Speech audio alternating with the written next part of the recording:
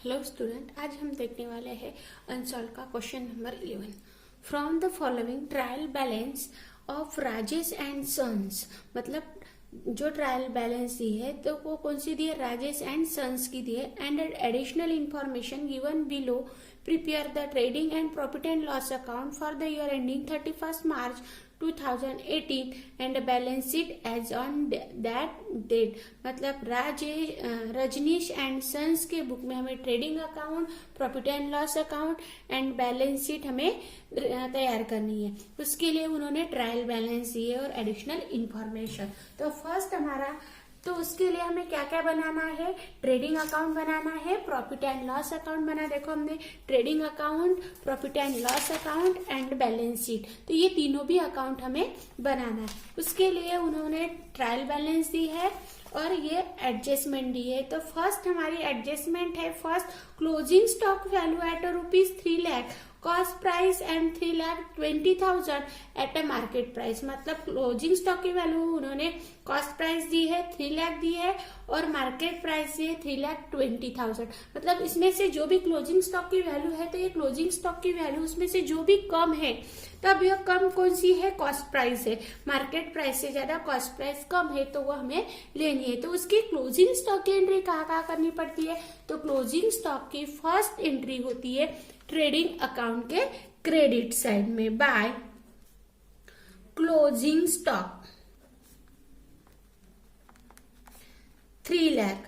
अब उसकी second entry जाएगी बैलेंस शीट के असेट साइड में, क्लोजिंग स्टॉक 3 लाख। उसके बाद उन्होंने दी है second adjustment, salary we are paid for the 10 month only. मतलब जो भी सैलरी दी है तो सैलरी पेड मतलब 10 मंथ के लिए उन्होंने पेड की है, मंथली ओनली, मंथ ओनली। मतलब उन्होंने सैलरी पेड की है सिर्फ 10 मंथ की, लेकिन हमारे 1 ईयर्स में कितने मंथ होते हैं? 12 मंथ। मतलब 2 मंथ का क्या करना है? हमें देना है। अब देना है तो वो क्या है? आउटस्टैंडिंग एक्सपेंसेस है। तो ये आउटस्टैंडिंग एक्सपेंसेस क्या करते हैं? हम प्लस करते हैं। अब देखो सैलरी कहाँ जाएगी? तो ये सैलरी जाएगी प्रॉफिट एंड लॉस अकाउंट के डेबिट साइड में। देखो सैलरी देखना है, सैलरी कितनी दी है? 60,000। कैसे दी है? 10 मंथ के लिए दी है। अभी हमें क्या करना है? 2 मंथ के लिए निकालना है। तो 2 सैलरीज 60,000। अब कितने महीने के लिए दी है? 10 मंथ। अब 10 मंथ के लिए दी है तो 2 मंथ के लिए निकालना है, प्लस आउटस्टैंडिंग सैलरी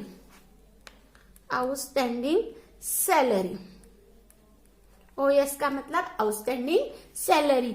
अब देखो 1 मंथ के लिए, अब देखो वह सैलरी दी है, यहाँ वर्किंग नोट बना देती हूं मैं, वर्किंग नोट सैलरी 10 मंथ के लिए दी है 60,000। अब ये 60,000 को 10 से डिवाइडेड करो, मतलब 1 मंथ के लिए मतलब किया तो कितना आएगा? 6,000। तो ये 1 मंथ के लिए, तो 2 मंथ के लिए कितना आएगा? 12,000। तो ये 12,000 क्या करना पड़ेगा? प्लस, मतलब 12,000 प्लस बाहर कितने निकले? 72,000। अब ये आउटस्टैंडिंग सैलरी है, तो आउटस्टैंडिंग सैलरी की सेकेंड एंट्री कहाँ होती है? तो वो होती है लायबिलिटी साइड में, आउटस्टैंडिंग सैलरी कितनी आई है? 12,000। देखो यार 12,000 निकाली हमने। अब देखो third, insurance is paid for the 1 year ending on 30 जून 2018। हमारा लास्ट ईयर कब खत्म होने वाला है? 18 में। तो उन्होंने कब दी है? 30 जून। अब देखो हमारा साल तो 31 मार्च को ही खत्म होता है, तो 31 मार्च मतलब 1 अप्रैल से नया साल स्टार्ट हो जाएगा। अब देखो 1 अप्रैल मई जून, मतलब 3 मंथ उन्होंने क्या दिया है? एक्स्ट्रा दिया है, एडवांस में दिया है। तो ये एडवांस क्या है? तो वो है प्रीपेड। देखो इंश्योरेंस, अब देखो इंश्योरेंस उन्होंने कितना दिया है? 8,000। 8,000 उन्होंने पूरे साल भर के लिए मतलब 12 मंथ के लिए दिया है, लेकिन उन्होंने क्या किया है एक्स्ट्रा। अब देखो हमारा 31 मार्च को हमारा साल खत्म होता है, तो ये 3 मंथ एक्स्ट्रा दिया है। अब ये एक्स्ट्रा दिया है तो वह क्या है प्रीपेड है, तो ये प्रीपेड क्या करेंगे माइनस करेंगे। लेकिन अब देखो 12 मंथ के लिए उन्होंने 8,000 दिया है, तो ये 3 मंथ के लिए कितना आएगा 2,000, और ये 2,000 क्या है प्रीपेड। अब देखो ये इंश्योरेंस कहा जाएगा, ये ऑफिस एक्सपेंसेस है, तो इसीलिए वह प्रॉफिट एंड लॉस अकाउंट के डेबिट साइड में। टू इंश्योरेंस 8,000 माइनस प्रीपेड 2,000, मतलब 12th में ये 2,000 प्रीपेड है, तो हमारा 31 मार्च तक कितने का इंश्योरेंस होगा 6,000 का, 6,000। अब उसकी सेकेंड एंट्री कहा जाएगी प्रीपेड इंश्योरेंस की, वो बैलेंस शीट में जाएगी। प्रीपेड इंश्योरेंस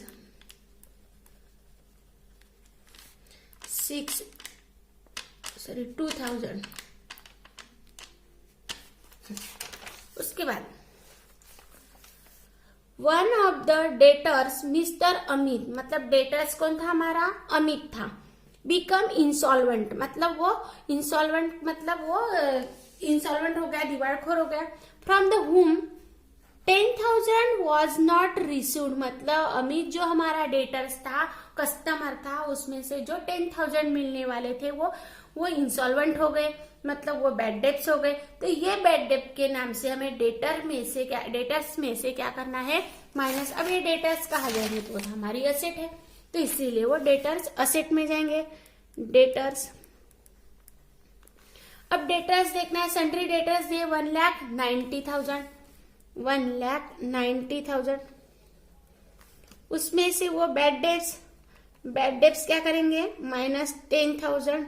अब बचा कितना 1,80,000। अब ये डेटर्स है तो ये न्यू डेटर्स है, क्योंकि एडजस्टमेंट के क्या रहते हैं न्यू, तो ये देखो न्यू 10,000 क्या करेंगे यहाँ लिखेंगे, ये जो फॉर्मेट लिखा हमने तो उसका फॉर्मेट क्या है ओल्ड बैड डेब्ट्स। ये ओल्ड बैड डेब्ट्स कहाँ से रहता है, तो ये ट्रायल बैलेंस से रहता है, प्लस न्यू बैड डेब्ट्स ये एडजस्टमेंट का रहता है, प्लस न्यू आरडीडी मतलब रिजर्व्ड आउटफुल डेब्ट्स ये रहता है एडजस्टमेंट का। उसके बाद minus old RDD reserved doubtful debts, तो ये रहता है ट्रायल बैलेंस का, और ये न्यू ओल्ड आरडीडी रहती है ट्रायल बैलेंस के क्रेडिट साइड में। देखो न्यू लिखा हमने 10,000। उसके बाद उन्होंने बोला है कि 5th वाले एडजस्टमेंट देखो कि 5% RDD is to be the maintain on debtors, मतलब डेटर्स पर 5% क्या करना है हमें आरडीडी लेनी है। तब देखो इस पर ही जो हमारा डेटर्स निकला है 1,80,000। अब ये 1,80,000 पर माइनस करेंगे 5% आरडीडी। अब देखो 1 लाख डेटर्स है 1,80,000, 1,80,000 पर 5%, 5 डिवाइडेड बाय 100 0। अब देखो उसमें कितना आएगा 1,800 इंटू 5, तो वह कितना आ जाएगा, वो आ जाएगा 9, मतलब 9,000। तो ये 9,000 क्या करेंगे माइनस, ऐसे भी निकल जाता है ये। देखो 10% कितना 18,000, तो उसके हाफ में आएगा 9,000, तो ये 9,000 क्या करेंगे हम माइनस करेंगे। अब उसमें से 1,80,000 में से 9,000 माइनस किया तो कितना बचेगा 1,71,000। उसके बाद उसकी सेकेंड एंट्री, अब ये न्यू है, न्यू आरडीडी है, तो इसीलिए वो कहा जाएगी प्रॉफिट एंड लॉस अकाउंट के डेबिट साइड में 9,000।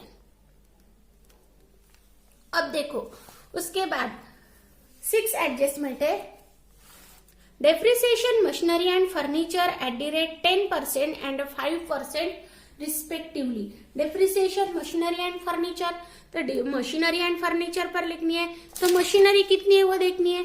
मशीनरी कितनी है 3 लाख। अब ये मशीनरी हमारी असेट है, तो यह असेट में लिखेंगे मशीनरी। उसके बाद क्या है फर्नीचर, अब देखो मशीनरी पर कितना 10%, तो 10% डेप्रिसिएशन लेना है, 10% डेप्रिसिएशन। तो मशीनरी कितनी है 3 लाख, 3 लाख पर 10% कितना आएगा 30,000। तो ये 30,000 क्या करेंगे माइनस, बाहर कितना निकलेगा 2,70,000। उसके बाद उसकी सेकेंड एंट्री कहाँ हो जाएगी, प्रॉफिट एंड लॉस अकाउंट के डेबिट साइड में, डेप्रिसिएशन ऑन असेट। देखो फर्स्ट क्या है मशीनरी कितनी निकाला 30,000। सेकेंड है हमारा फर्नीचर, तो फर्नीचर कितना है वो भी देखना है। फर्नीचर है हमारा 1,50,000, 1,50,000 पर कितना परसेंट लेना है 5%, 1,50,000 पर 5% माइनस 5% डेप्रिसिएशन। अब 1,50,000 इंटू 5 डिवाइडेड बाय 100, तो वह कितना आ जाएगा, वैसे ही निकाला तो वह 10% 15,000 आता है, उसके हाफ कितना आ जाएगा 7,500, 7,500। तो कितना आएगा बाहर देखो 500, उसके बाद मतलब 1,42,000। अब डेप्रिसिएशन की सेकेंड एंट्री कहा जाएगी, वह भी प्रॉफिट एंड लॉस अकाउंट के डेबिट साइड में, फर्नीचर 7,500, उसकी टोटल निकाली 37,500। उसके बाद एडजस्टमेंट खत्म हो गई। और ये अब देखना है ये वाला। अब देखो स्टॉक ये 1 अप्रैल 17 का है, मतलब 17 के लिए क्लोजिंग है, लेकिन 18 के लिए वो क्या है ओपनिंग है। तो ओपनिंग कहा जाएगा, वह जाएगा ट्रेडिंग अकाउंट के डेबिट साइड में। कितना है 1,20,000। उसके बाद परचेस कितना है 4 लाख। उसके बाद वेजेस भी ये जाएगा ट्रेडिंग अकाउंट के डेबिट साइड में, टू वेजेस कितना है वेजेस 17,000। कैरेज भी ट्रेडिंग अकाउंट के डेबिट साइड में, कैरेज 6,000। सैलरी हो गई जिस पर हमने 10 मंथ का दिया था, 2 मंथ का निकाला। उसके बाद रेंट एंड टैक्सेस, ये क्या है ऑफिस एक्सपेंसेस, वो भी जाएगा प्रॉफिट एंड लॉस अकाउंट के डेबिट साइड में। 2 रेंट एंड टैक्स, कितना है रेंट एंड टैक्स 12,000। उसके बाद है इंश्योरेंस हुआ, रॉयल्टीज, ये रॉयल्टीज भी हमारा ट्रेडिंग अकाउंट में जाएगी, 2 रॉयल्टीज 10,000। उसके बाद डिस्काउंट, डेबिट डिस्काउंट है तो डेबिट साइड में जाएगा प्रॉफिट एंड लॉस अकाउंट के, 2 डिस्काउंट कितना है, तो डिस्काउंट है 4,500। उसके बाद है कुरियर चार्जेस। अब ये कुरियर चार्जेस भी कहा जाएगा तो प्रॉफिट एंड लॉस अकाउंट के डेबिट साइड में, 2 कुरियर चार्जेस, कितना है कुरियर चार्जेस 5,200। उसके बाद है bad debts, old bad debts है तो वो ओल्ड बैड डेब्स यहां लिखेंगे। ओल्ड बैड डेब्स कितना है 7,000। उसके बाद है ट्रेड एक्सपेंसेस। अब देखो यहाँ ट्रेड एक्सपेंसेस दिया है तो ये ट्रेड एक्सपेंसेस ट्रेडिंग अकाउंट में जाता है, लेकिन ये ट्रेडिंग एक्सपेंसेस ये ट्रेडिंग अकाउंट में नहीं जाएगा। क्यों? क्योंकि उसके साथ जब ट्रेडिंग एक्सपेंसेस के साथ जनरल एक्सपेंसेस या सन्ड्री एक्सपेंसेस दिया होता तो वह ट्रेडिंग अकाउंट में जाता और general expenses profit and loss account में जाता, लेकिन उसके साथ कोई भी एक्सपेंसेस नहीं दिया है, इसीलिए वह प्रॉफिट एंड लॉस अकाउंट के डेबिट में ही जाएगा। 2 ट्रेड एक्सपेंसेस, वह ट्रेड एक्सपेंसेस है 2,500। उसके बाद ड्राइंग क्या करेंगे माइनस, कैपिटल में से माइनस, तो वो कितना है 15,000। उसके बाद मशीनरी हो गई हमारी, फर्नीचर हो गई, पेटेंट, वो भी पेटेंट है हमारा असेट है, तो वह असेट साइड में जाएगी, पेटेंट 50,000। सन्ड्री डेटर्स हो गया। उसके बाद कैपिटल, कैपिटल कहा जाएगा क्रेडिट साइड में, कैपिटल कितना है 6 lakh. Sales, sales trading account के क्रेडिट साइड में कितना है 3 लाख। उसके बाद रिटर्न आउटवर्ड, ये रिटर्न आउटवर्ड मतलब वो है हमारी परचेस रिटर्न, तो ये परचेस में से परचेस रिटर्न क्या करेंगे -8,000, तो बाहर कितना आ जाएगा, वो आएगा 3,92,000। अब 3,92,000। उसके बाद है सन्ड्री क्रेडिटर्स, वो लाइबिलिटी है, तो लाइबिलिटी साइड बैलेंस शीट के लाइबिलिटी में से जाएगी। सन्ड्री क्रेडिटर्स कितना है 1,80,000। उसके बाद बिल्स पेबल, वो भी लाइबिलिटी है, बिल्स पेबल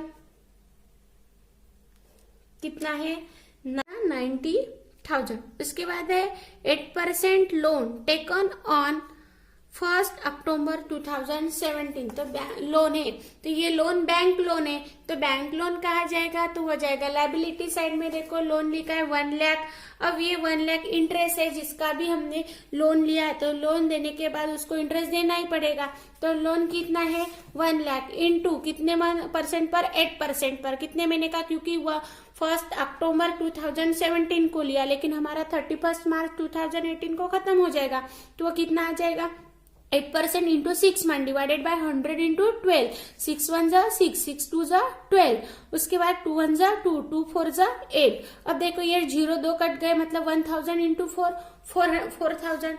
अब ये इंटरेस्ट ऑन लोन क्या करना पड़ता है, प्लस करना पड़ता है, लेकिन वो फर्म का क्या है एक्सपेंसेस है, इसीलिए वो जाएगा प्रॉफिट एंड लॉस अकाउंट के डेबिट साइड में 4,000। उसके बाद हमें क्या करना है, ग्रॉस प्रॉफिट निकालना है, तो ग्रॉस प्रॉफिट निकालने के लिए पहले हम करेंगे जिसकी भी अमाउंट डेबिट ज्यादा है या क्रेडिट ज्यादा है वो देखेंगे, तो यहाँ क्रेडिट अमाउंट ज्यादा दिख रही है 6 लाख।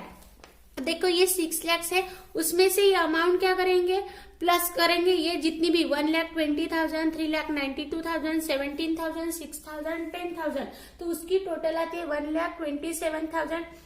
तो वो क्या करेंगे हम माइनस करेंगे, ये सॉरी 5,45,000 आती है, तो ये 6 लाख से 5,45,000 क्या करेंगे माइनस, तो ग्रॉस प्रॉफिट कितना निकलेगा हमारा 55,000। अब ये ग्रॉस प्रॉफिट है, तो ये ग्रॉस प्रॉफिट कहाँ लेकर जाएंगे, प्रॉफिट एंड लॉस अकाउंट के क्रेडिट साइड में।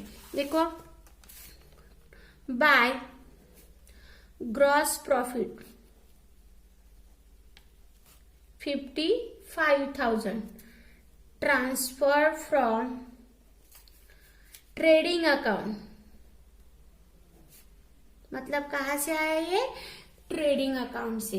अब देखो यहाँ 55,000 दिख रही है, या 26,72,000, मतलब हमें क्या इसमें लॉस नजर लॉस आएगा ऐसे लग रहा है, तो इसीलिए हम डेबिट साइड की टोटल करेंगे। तो डेबिट साइड की टोटल आती है 1,69,700।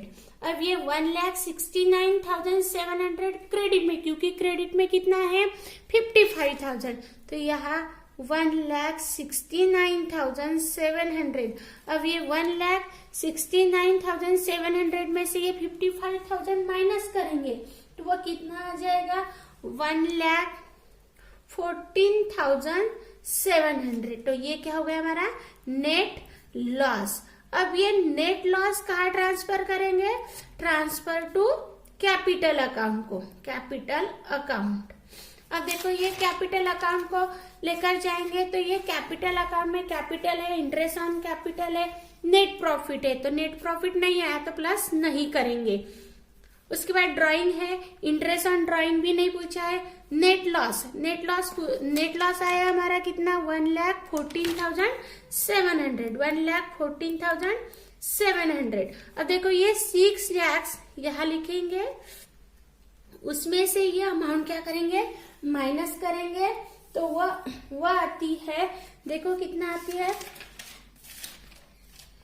वह आती है 3,70,000, 4,70,700।